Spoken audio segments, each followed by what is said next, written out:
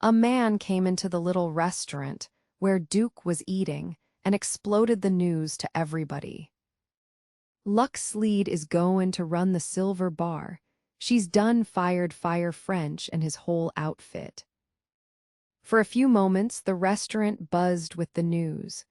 Duke Steele made no comments but smiled softly to himself as he paid for his meal and went down the street to the Mojave gambling house. French was standing at the bar, laughing with the crowd, which was partaking of the Mojave hospitality, but he sobered quickly at the sight of Duke Steele. Slim Curlew sized up the newcomer carefully. He had heard of French's downfall and was curious to see this young wildcat. But French, in spite of his previous trouble, was diplomatic enough to drop all reference to it and introduced Duke to Curlew and Pete Black. None of them shook hands, but Curlew drew Duke aside.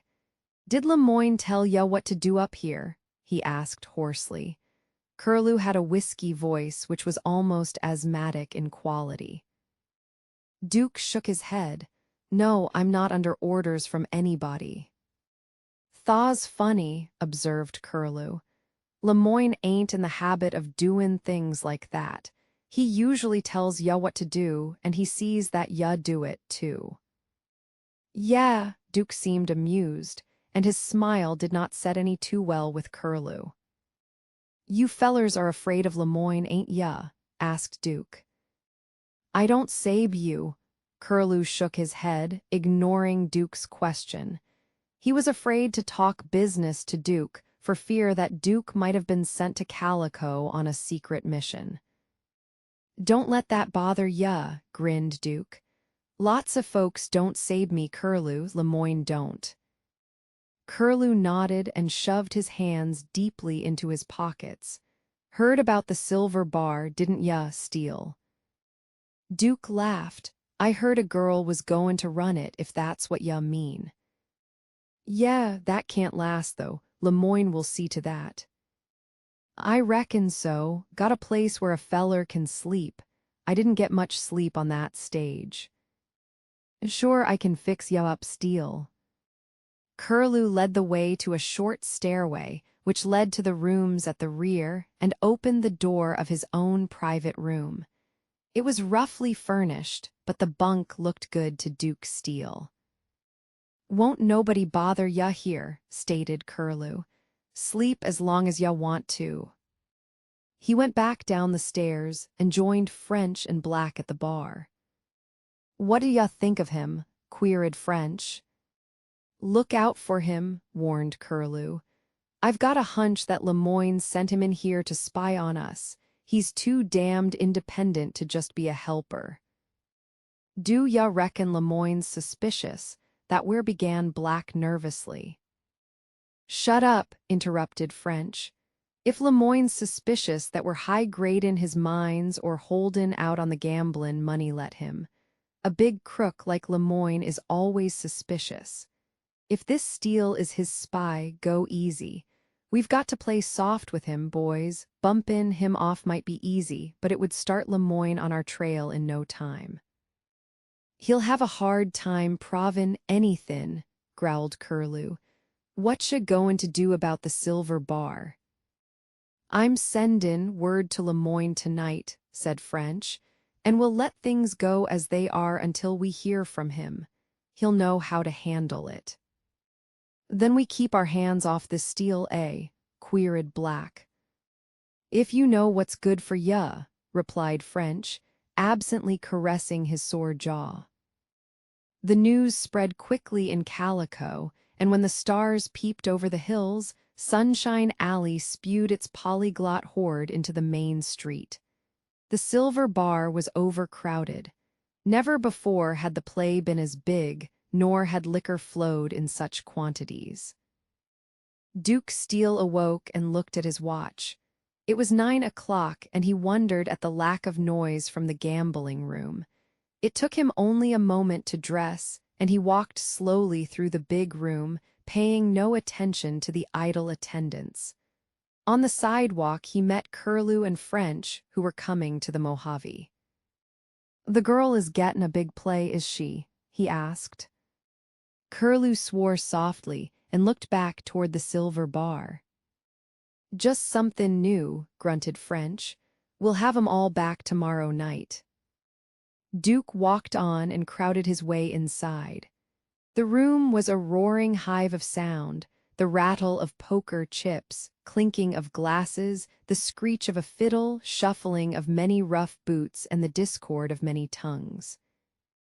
A solid cloud of tobacco smoke eddied about the low ceiling, fogging the yellow oil lights, swooping down and making faces and forms grotesque and indistinct.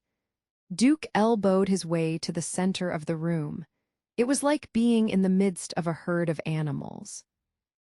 Suddenly he saw Luck Sleed. She was standing against the end of the bar, dressed in black. Her face was very white, and the misty yellow lights only seemed to add a copper sheen to her hair. She seemed oddly out of place in there. A man started to squirm past Duke, but looked into his face and stopped. The man was Micah Cates, and he had recognized Duke Steele. Duke remembered him, too, and smiled. "Well, you came back, eh?" said Micah, and started to say something else, but was shoved away by several more men who were going toward the bar. Duke shoved past them and worked his way to a place beside Luck. For several moments she did not look his way, and when she did, there was no sign of recognition. Her eyes strayed back to the crowd, and Duke smiled softly. It was all so new to her, in spite of the fact that she had lived in Calico for a long time. "It's a big night, Miss Luck," said Duke. She turned and looked at him, as she might have looked at any of the miners who had spoken to her that night, and nodded. Again she started to turn away, but her eyes came back to his face. For several moments she stared at him. "You," she gasped wonderingly. "You." "Yes'm, it's me," said Duke softly. She moved in closer, still staring at him, and grasped him by the arm. "I've wondered, I mean," she stammered, a flush coloring her white cheeks. "You've changed a lot in a year," said Duke. "Why, you was only a little kid." They looked at each other, oblivious of the noise of the room. "Why did you stay here, Luck?" asked Duke. "I wanted to see you. I heard about the money you won that night. Nobody would ever tell me how much it was." "Shucks, I thought everybody had forgotten that." "How much was it?" asked Luck. "I dunno," smiled Duke. "It doesn't matter anyway." "But I want to pay it to you an honest debt," insisted Luck. "How much was it?" Duke shook his head and smiled down at her, but suddenly the smile faded and he took her by the arm roughly. "My God, was that why you stayed here? To pay that old gamblin' debt, Luck?" Luck looked away from him as she said, "I knew I'd never see you again if I went away, but I was sure you'd come back here someday." Duke looked at her and around at the mass of men. He knew that Luck had stayed in a place she hated, just waiting for him to come back and get that money.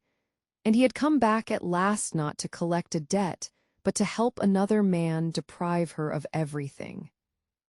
Right now she was starting in to buck the most powerful man in the desert country, a man who would show her about as much mercy as a wounded grizzly would show. It was a forlorn hope for the frail girl bucking a power she did not know about as yet. Duke looked at her and wondered if she would defy Lemoyne, if she knew what he intended to do.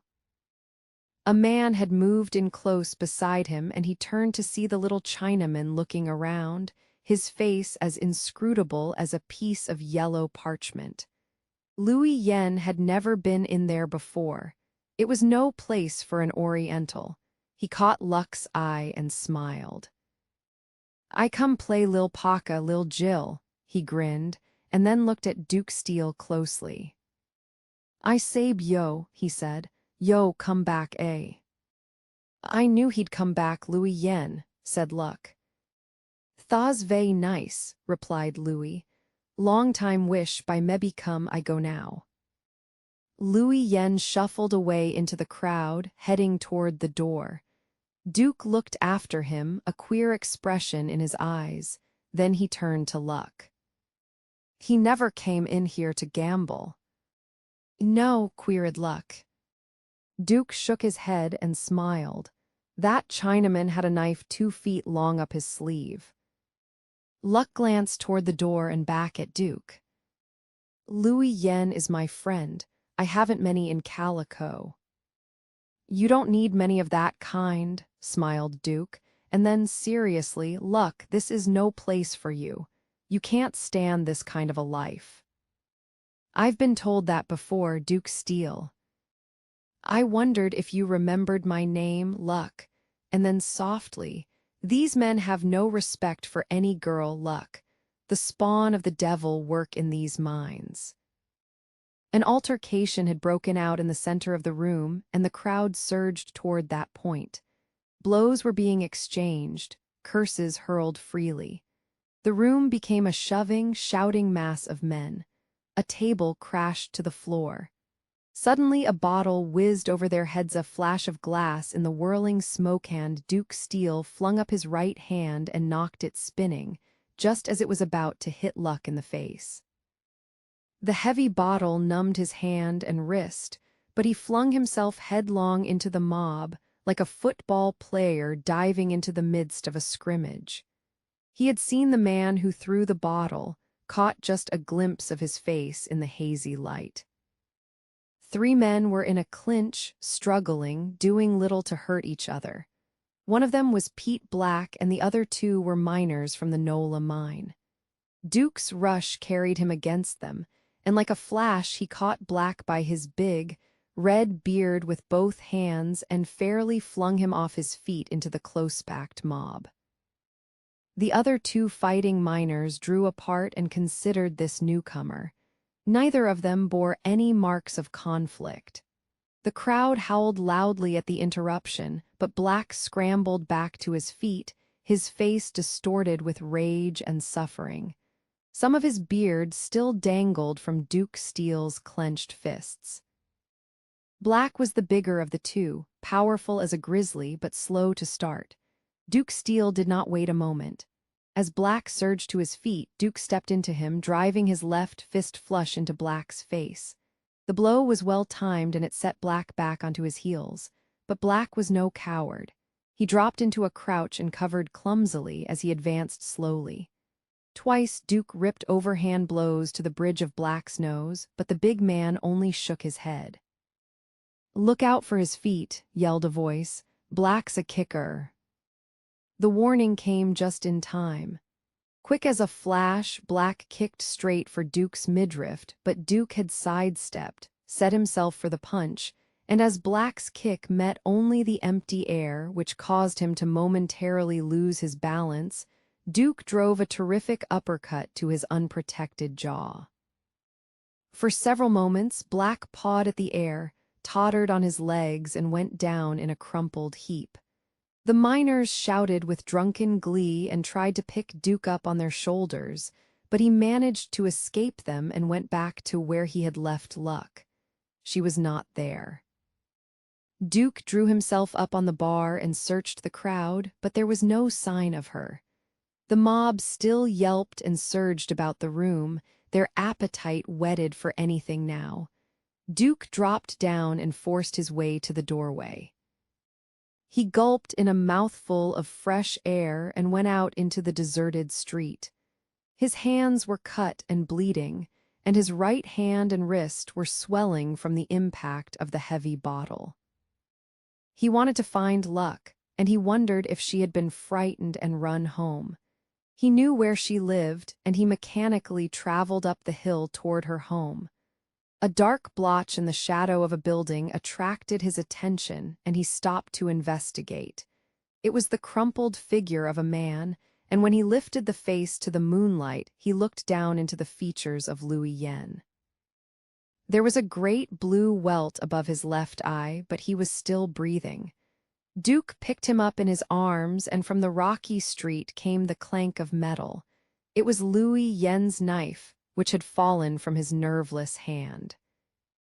Duke picked up the long knife and glanced at it. The blade was discolored with blood. "Got a little action anyway, Louis Yen," he muttered as he crossed the street, wondering where he could take the wounded Chinaman. Suddenly he saw Louis's sign, which dangled before his little shack, and into this he carried its owner. There was a smell of wet clothes, strong soap, and of many meals. He placed Louis on a hard bunk, drew down the shade on the only window, fastened the door, and lighted the grimy oil lamp. Louis Yen mumbled to himself, while Duke bathed his head in lukewarm water from the barrel in the corner of the room. The blow on the head had knocked the Chinaman out, but Duke could find no other wounds on him. It appeared to have been a glancing blow, probably struck with the barrel of a six-shooter, and intended to smash Louis Yen's skull. Then Louis's eyes opened and he stared up at Duke. He turned his head and looked around the room and then tried to sit up. Duke had placed the knife on a rough table near the bunk, and now Louis looked keenly at it.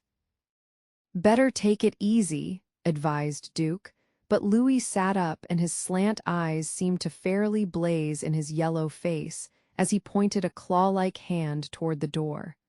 For a moment his tongue seemed paralyzed, but when the words did come they were like the crackle of pistol shots. "Yo, go away from here." "Loco," thought Duke instantly. Louis spat something in the Chinese tongue, which might have been a terrible curse, so earnestly was it spoken. "How does your head feel?" asked Duke. Louis shook his head vehemently, still pointing at the door. "I say, yo, go quick now." There was no doubt that Louis was deadly serious and not at all insane. Duke grinned and nodded. "All right, old-timer, don't get all heated up." But Duke backed toward the door. He was not taking any chances on Louis Yen, who was leaning forward off the bed, his slant eyes watching Duke with blazing hatred. Duke reached the door, unbarred it, and started to go out, as Louis Yen flung himself forward to the table. His arm jerked up and backward, a silvery flash of light across the room, and the long knife tore a splinter of wood from the door casing and was caught tight as the door slammed shut behind Duke's steel. Duke whirled and looked at the knife blade. The throw had been almost perfect, but Louis had delayed too long. Duke shuddered as he walked back down the street. Louis's act had been so quick that it would have been almost impossible for Duke to have drawn a gun and stopped Louis ahead of the throw. Now what made him do that, wondered Duke. Why did he try to kill me? He wasn't crazy, not a bit. Duke stopped in the shadow of a building and tried to figure it out. Suddenly he realized that he was not wearing a hat. He had lost it in the silver bar, and he wondered grimly if there was anything left of his costly sombrero. He went back to the silver bar, but was unable to make any search on account of the mob. Again he looked for Luck, but she was nowhere in sight. Black was not there either, but in a few minutes he saw Slim Curlew at a roulette table. Someone spoke to him, and he turned to see Fire French grinning at him. French invited him to have a drink, but Duke refused. "Seen anythin' of our fair gamblin' hall maiden?" asked French. Duke shook his head. "Where's your hat?" asked French, grinning.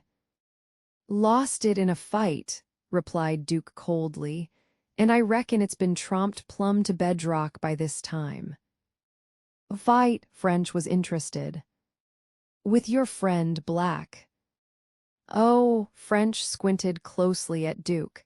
He knew that Black was a bad man in a fight, and he wondered how it could be that Duke Steele still had his being. Black usually put the boots to his victims, but Duke Steele did not seem to be suffering. "Just a conversational battle." Duke lifted a swollen and cut pair of hands. Look like it was French. I reckon I made a soup eater out of black. The son of a jackass tried to kick me, but I was lookin' for it. I hate a kicker. Yeah, marveled French. And then what? Nothin', he just stayed down, that's all. That's all, eh? French shook his head. Steele, you can't do things like that here. Black is one of Lemoyne's best men, didn't ya know that? Then Lemoyne is a damn poor judge of men, retorted Duke. The more I hear about Lemoyne, the more I think he's a big, greasy bluffer. If Pete Black is the type of men that Lemoyne is usin' in his big game, Lemoyne is due to lose. They say that a chain is only as strong as its weakest link, French. Lemoyne's chain has got a lot of weak links. He made a mistake in hearin' tin horn crooks to sit in a big game. French's jaw muscles tightened and his eyes twitched, but he managed to control himself. A burning hatred of this cold-eyed young man seared his soul, but he was afraid. Then, without a word, he turned and went out of the silver bar. Duke grinned softly. He knew that French was afraid of him. Calico was going to be an unhealthy place for him, he knew. Somewhere was Pete Black, minus several teeth and much prestige. Miners are quick to back a fighter, but like the rest of humanity, are quick to lose confidence in a man after he has been whipped. Duke left the silver bar and went to the Mojave. A few miners were in there, but the Mojave was far from being a lively place. He went back to Curlew's room, barred the door and went to bed, wondering what had become of Luck Sleed, wondering why the Chinaman had spat at him and threw the long knife at his back. Cartier Lemoyne was an early riser. Long before the first tints of dawn painted the desert sky, he could be found in his office, poring over smelter reports, planning further conquests. The smelter belonged to Lemoyne, but no one, except Lemoyne and the general manager, knew this. This morning Lemoyne's face was drawn in a deep scowl as he looked over the reports and read the name of Telluride Taylor. Opposite his name was a credit of $500. Each monthly report showed a big net for Taylor. His ore was the richest in the desert. Time after time had Lemoyne's men tried to trail Taylor to his mine, but he always managed to fade away into the desert, leaving them baffled. Then, silently herding his pack train of burros, he would appear in Cactus City and unload at the smelter. Lemoyne had grown to hate Taylor, although he admired his skill in covering the trail. If one man, working alone, with only a few burros for transportation, could bring in such wealth, what could Lemoyne do with a force of men? Lemoyne tossed the reports into a drawer, got to his feet and went back to his stable, where he kept a horse. He was too unsettled to work, so he saddled the horse and rode away into the desert, going out the Calico Road. Far away in the distance, the sun was striking the black peaks, making them appear as golden cones on an ebony base. A few minutes later, the light changed to a violet hue, shot with gold, changing suddenly to a deep amber, shot with cobalt streaks. It was like the fading out of one tint and the fading in of another on a motion picture screen. Then the world seemed to grow brighter as the harsh light of morning drove away the soft-hued tints, and the desert stood out in its true colors. Lemoyne rode slowly, looking out upon the desert, as a baron of old might have looked upon a land he intended to conquer. It was not a fair land in the light of day, but to Lemoyne it meant wealth and power. He left the road and rode slowly to a brushy hillock, where a group of Joshua palms, the dancing jaspers of the desert, grew thickly. A jackrabbit scooted from in front of him and bounced like a gray shadow up the slope, and a coyote, as gray as the desert brush, gave him one glance and limped away into the heavy cover. Near the top of the hillock, Lemoyne drew rein. Far down the road came the stage from Calico, a thin cloud of dust blowing away from it in the slight breeze. To Lemoyne's ears came the faint tinkle of a bell. He moved further into the cover of the palms and watched the stage coming swiftly. To his ears came the tinkle, tinkle of a bell again, and it seemed to be on the far side of the hill. He watched the stage until it was near enough to be hidden from his sight. Minute after minute passed, still the stage did not come into sight. There was no reason for the delay. Then he turned his horse and rode around the side of the hill, seeking to find why the stage had stopped. But before he reached the point of the hill, the stage drove past him and went on toward Cactus City. Lemoyne lit a cigar and watched the stage fade out in a haze of dust. The sun was already growing hot, so he turned and rode down the hill. Again he heard the tiny tinkle of the bell, but this time the sound of it was continuous, as though the animal wearing it was traveling steadily. He turned and rode around the point of the hill, where he met a herd of 5 burros, heavily laden with sacks of ore, and behind them came a weather-beaten prospector carrying a rifle over his shoulder. It was Telluride Taylor, with his shipment of rich silver ore heading toward the smelter. Lemoyne did not wait to meet him, but turned and rode back toward Cactus City. Suddenly he drew rein and his eyes narrowed in thought. Something had just occurred to him, something that burned into his soul like a white-hot brand.